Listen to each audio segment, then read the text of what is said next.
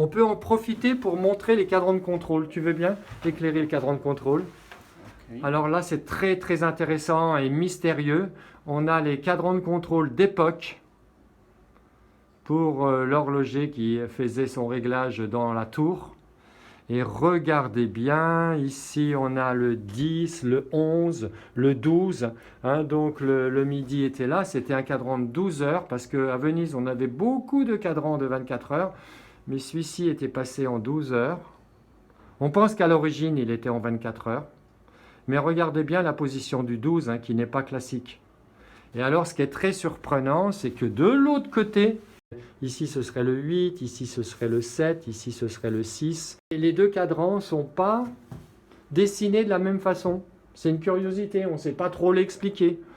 Mais les cadrans ne sont pas dessinés de la même façon. La position du 12 n'est pas au même endroit d'un côté et de l'autre. Et pire, c'est que ici, on a encore un autre cadran de contrôle. À l'époque, il y avait donc des cadrans sur chaque face avec la même remarque. Le 8, le 9, le 10, le 11, le 12. Alors voilà, on peut comparer et on voit qu'à nouveau, ce n'est pas dessiné de la même façon que les autres. On a des schémas pour ça. Hein. Ici, bon, on ne le voit pas forcément au premier coup. Voilà, mais ce que ça nous apprend, c'est qu'à l'époque, il y avait des cadrans sur les quatre faces. Et on voit la même chose de l'autre côté. Si on passe de l'autre côté, Luca. Quatrième côté, donc ici, bah le 6, le 7. Je me trompe ou pas? Parce que là, on serait dans le sens horaire. Hein. T'es d'accord? Là-bas, le 8, le 9, le 10. On va retourner de l'autre côté, parce que je n'ai pas fait la remarque, pour voir si on est dans le sens horaire ou pas. Alors voilà, ici, on est dans le sens anti-horaire. T'es d'accord?